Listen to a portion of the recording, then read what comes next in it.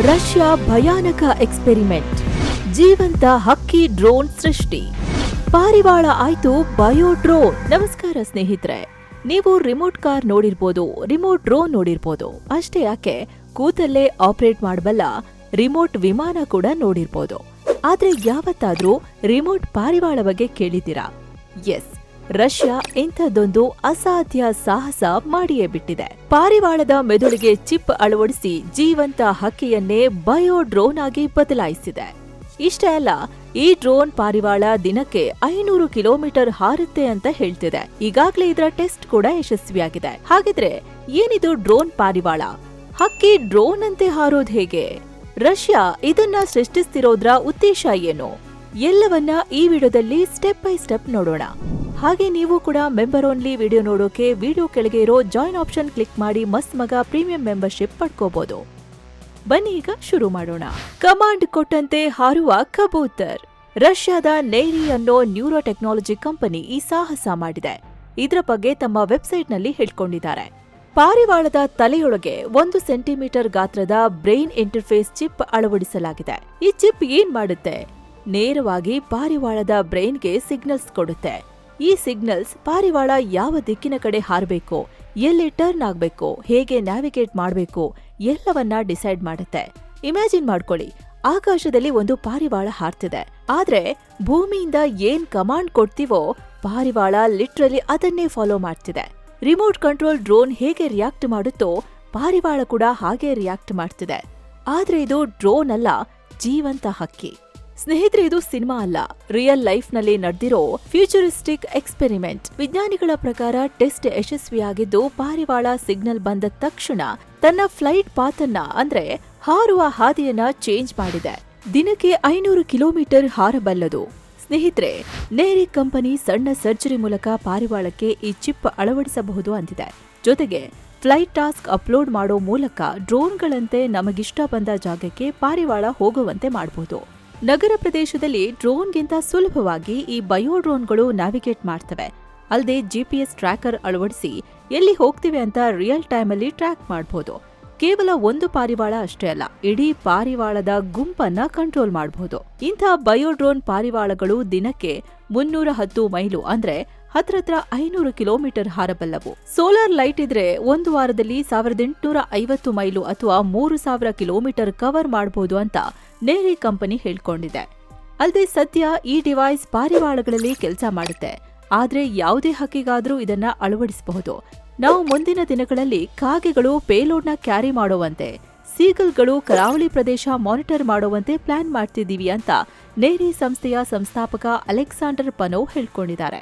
Brain chip ಕೆಲಸ ಮಾಡೋದು ಹೇಗೆ? ರಷ್ಯಾದ ಈ ಬ್ರೈನ್ ಚಿಪ್ ಬಗ್ಗೆ ಹೇಳ್ಬೇಕಾದ್ರೆ ಇದರ ಹಿಂದೆ ಒಂದು ಅದ್ಭುತ ನ್ಯೂರೋ ಸೈನ್ಸ್ ಇದೆ. ಹಕ್ಕಿಗಳ ಬ್ರೈನ್ ನಲ್ಲಿ ಹಿಪ್ಪೋಕ್ಯಾಂಪಲ್ ಫಾರ್ಮೇಶನ್ ಅನ್ನೋ ಒಂದು ನ್ಯಾಚುರಲ್ ನ್ಯಾವಿಗೇಷನ್ ಸೆಂಟರ್ ಇದೆ. ಈ ಭಾಗ ಹಕ್ಕಿ ಎಡಕ್ಕೆ ಹೋಗ್ಬೇಕಾ, ಬಲಕ್ಕೆ ಹೋಗ್ಬೇಕಾ, ಎಷ್ಟು ಎತ್ತರಕ್ಕೆ ಹಾರಬೇಕು, ಎಷ್ಟು ಕೆಳಗೆ ಇಳಿಬೇಕು, ಹೀಗೆ ಎಲ್ಲಾ ಆದೇಶಗಳನ್ನ ಪ್ರೋಸೆಸ್ ಮಾಡುತ್ತೆ. ಇದರೊಳಗೆ ಎಲ್ಲಾ ಎಲೆಕ್ಟ್ರಿಕ್ ಸಿಗ್ನಲ್ಗಳ ಮೂಲಕ ಪ್ರತಿ ಡಿಸಿಷನ್ ಫೈನಲ್ ಆಗ್ತಿರುತ್ತೆ. ಎಡಕ್ಕೆ ಟರ್ನ್ಗೆ ಒಂದು ಸಿಗ್ನಲ್, ಬಲಕ್ಕೆ ಟರ್ನ್ಗೆ ಮತ್ತೊಂದು ಸಿಗ್ನಲ್, ಮೇಲಕ್ಕೆ ಕೆಳಕ್ಕೆ ಎಲ್ಲದಕ್ಕೂ ಬೇರೆ ಬೇರೆ ಸಿಗ್ನಲ್ ಪ್ಯಾಟರ್ನ್ಸ್ ಇರುತ್ತೆ.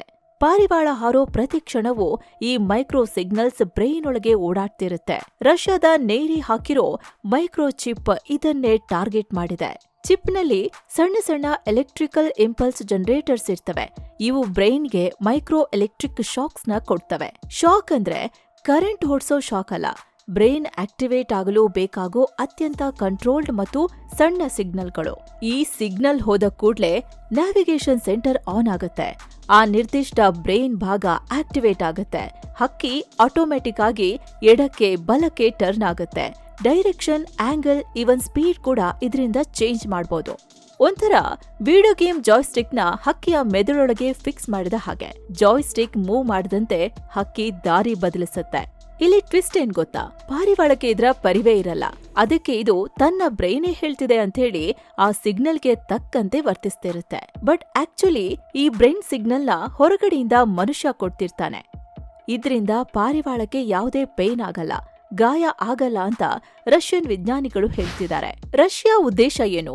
ಸ್ನೇಹಿತರೆ, ರಷ್ಯಾ ಈ ಬಯೋಟ್ರೋನ್ ಪಾರಿವಾಳನ ಕೇವಲ ಸೈಂಟಿಫಿಕ್ ಟೈಮ್ ಪಾಸ್ಗೆ ಮಾಡ್ತಿಲ್ಲ. ಇದ್ರ ಹಿಂದೆ 3 ದೊಡ್ಡ ಕಾರಣಗಳಿವೆ. ಮತ್ತು ಒಂದೊಂದು ಕಾರಣ ಅಚ್ಚರಿ, ಇಂಟೆಲಿಜೆಂಟ್ ಮತ್ತು ಸ್ವಲ್ಪ ಡೇಂಜರಸ್ ಕೂಡ. ಮಿಲಿಟರಿ ಉದ್ದೇಶ, ಸೈಲೆಂಟ್ ಸ್ಪೈ ರಚನೆ, ಇದು ಎಲ್ಲಕ್ಕಿಂತ ಮುಖ್ಯ ಮತ್ತು ಅತಿ ಸೆನ್ಸಿಟಿವ್ ಕಾರಣ.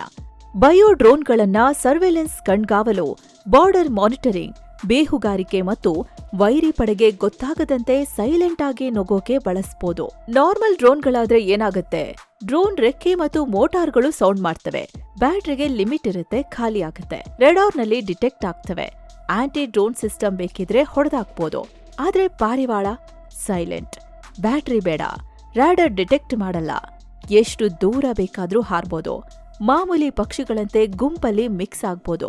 ಗೂಢಚಾರಿಕೆಗೆ ಹೇಳಿ ಮಾಡಿಸಿದ ಕ್ಯಾಂಡಿಡೇಟ್. ಪಾರಿವಾಳಕ್ಕೆ ಸಣ್ಣ ಕ್ಯಾಮೆರಾ ಅಥವಾ ಸೆನ್ಸಾರ್ ಅಟ್ಯಾಚ್ ಮಾಡಿದ್ರೆ ಮುಗೀತು, ಯಾರಿಗೂ ಸಂಶಯನೇ ಬರಲ್ಲ.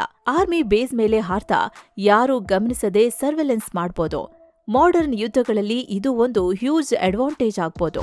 ವೈಜ್ಞಾನಿಕ ಸಂಶೋಧನೆ, ಮೆದುಳಿನ ರಹಸ್ಯ ಡಿಕೋಡ್ ಮಾಡೋ ಯತ್ನ. ರಷ್ಯಾ ಇಲ್ಲಿ ಮಿಲಿಟರಿ ಅಷ್ಟೇ ಫೋಕಸ್ ಮಾಡ್ತಿಲ್ಲ, ಬ್ರೈನ್ ನ್ಯಾವಿಗೇಷನ್ ಅರ್ಥ ಮಾಡ್ಕೊಳ್ಳೋಕೆ ವಿಜ್ಞಾನಿಗಳಿಗೆ ಇದೊಂದು ಗೋಲ್ಡನ್ ಅಪಾರ್ಚುನಿಟಿ.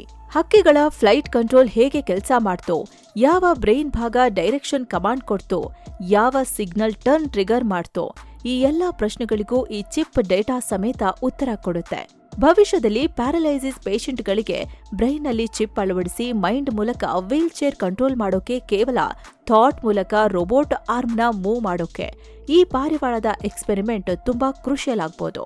ಸೊ ನ್ಯೂರೋಸೈನ್ಸ್ ಜಗತ್ತಲ್ಲಿ ಇದು big breakthrough. Geopolitical power show, ನಾವು ಕೂಡ ಇನ್ನೋವೇಟ್ ಮಾಡ್ತೀವಿ ಅನ್ನೋ ಸಂದೇಶ. ಹಾಗೆ ಪಾಲಿಟಿಕ್ಸ್ ಕೂಡ ಇದೆ. ಅಮೆರಿಕ ರೋಬೋಡಾಗ್ಗಳನ್ನ ಮಾಡ್ತಿದೆ, ಚೀನಾ ಎಐ ಸೋಲ್ಜರ್ಸ್ ನ ರೆಡಿ ಮಾಡ್ತಿದೆ, ಜಪಾನ್ ಕೂಡ ಹ್ಯೂಮನಾಯ್ಡ್ ರೆಸ್ಕ್ಯೂ ರೋಬೋಗಳನ್ನ ತಯಾರಿಸ್ತಿದೆ. ಹೀಗಾಗಿ ರಷ್ಯಾ ಕೂಡ ಏನಾದ್ರೂ ಮಾಡಿ ತೋರಿಸ್ಬೇಕಿದೆ. ಅದಕ್ಕೆ ಈ ಪ್ರಾಜೆಕ್ಟ್ ಹೆಲ್ಪ್ ಆಗತ್ತೆ. ಬಯೋ ಹೈಬ್ರಿಡ್ ವಾರ್ಫೇರ್ ಕ್ಷೇತ್ರದಲ್ಲಿ ಲೀಡಿಂಗ್ ಪೊಸಿಷನ್ ಹಿಡಿಯೋಕೆ ಈ ಪ್ರಾಜೆಕ್ಟ್ ಒಂದು ಬೋಲ್ಡ್ ಸ್ಟೆಪ್ ಆಗತ್ತೆ. ಒಟ್ಟಾರೆ ನೋಡಿದ್ರೆ military, science, global power show, ಈ ಮೂರು ಫ್ಯಾಕ್ಟರ್ಸ್ ಇದ್ರಲ್ಲಿ ಮಿಕ್ಸ್ ಆಗಿದೆ. ಹೀಗಾಗಿ ರಷ್ಯಾ ಇದನ್ನ ಸೀರಿಯಸ್ ಆಗಿ ತಗೊಂಡು ಜಸ್ಟ್ ಎಕ್ಸ್ಪೆರಿಮೆಂಟ್ ಅಷ್ಟೇ ಅಲ್ಲದೆ ಲಾಂಗ್ ಟರ್ಮ್ ಸ್ಟ್ರಾಟಜಿಕ್ ಪ್ಲಾನ್ ಆಗಿ ಈ ಪ್ರಾಜೆಕ್ಟ್ ನ ನೋಡ್ತಿದೆ. ಪಕ್ಷಿಗಳು ಜೀವಿಗಳಲ್ವೇ? ನೈತಿಕ ಪ್ರಶ್ನೆ. ಎಸ್ ಸ್ನೇಹಿತರೆ, ಟೆಕ್ನಾಲಜಿ ಎಷ್ಟೇ ಅಡ್ವಾನ್ಸ್ ಆಗ್ತಾ ಹೋದ್ರೂ ನೈತಿಕತೆ ಪ್ರಶ್ನೆ ಇದ್ದೇ ಇರುತ್ತೆ. ಈ ಬಯೋಡ್ರೋನ್ ವಿಷಯದಲ್ಲಂತೂ ಈ ಪ್ರಶ್ನೆ ದೊಡ್ಡ ಮಟ್ಟದಲ್ಲಿ ಎದ್ದಿದೆ. ಹೌದು, ನಮಗೆ ಟೆಕ್ ಇಷ್ಟ, ಇನೋವೇಷನ್ ಇಷ್ಟ, ಬೌಂಡ್ರಿನ ಬ್ರೇಕ್ ಮಾಡಿ ಹೊಸತನ್ನ ಸಾಧಿಸೋದು ಕೂಡ ಇಷ್ಟ. ಆದ್ರೆ ಹಾಗಂತ ಮತ್ತೊಂದು ಪ್ರಾಣಿನ ಕಂಟ್ರೋಲ್ ಮಾಡೋದು ಎಷ್ಟು ಸರಿ? ಹೀಗಾಗಿ ಅನೇಕರು ಈ ಪ್ರಾಜೆಕ್ಟ್ ನ ಅನಿಮಲ್ ಎಕ್ಸ್ಪ್ಲಾಯ್ಟೇಷನ್ ಅಂದ್ರೆ ಪ್ರಾಣಿಗಳ ಶೋಷಣೆ ಅಂತ ಕರೀತಿದ್ದಾರೆ. ಆದ್ರೆ ನೇರಿ ಕಂಪನಿ ಮತ್ತು ರಷ್ಯನ್ ವಿಜ್ಞಾನಿಗಳು ಮಾತ್ರ ತಮ್ಮ ನಡೆನ ಸಮರ್ಥನೆ ಮಾಡ್ಕೋತಿದ್ದಾರೆ. ಅವರ ಪ್ರಕಾರ ಇದರಲ್ಲಿ ಹಕ್ಕಿಗಳಿಗೆ ಯಾವುದೇ ಪೇನ್ ಆಗಲ್ಲ, ಇಂಜುರಿ ಆಗೋದಿಲ್ಲ, ಕೇವಲ ಬ್ರೈನ್ ಸಿಗ್ನಲ್ ಅಷ್ಟೇ ಕಳಿಸ್ತಿರೋದು. ಪ್ರಾಣಿಗಳನ್ನ ಪಳಗಿಸೋದು ಹೊಸ ವಿಷಯ ಏನಲ್ಲ.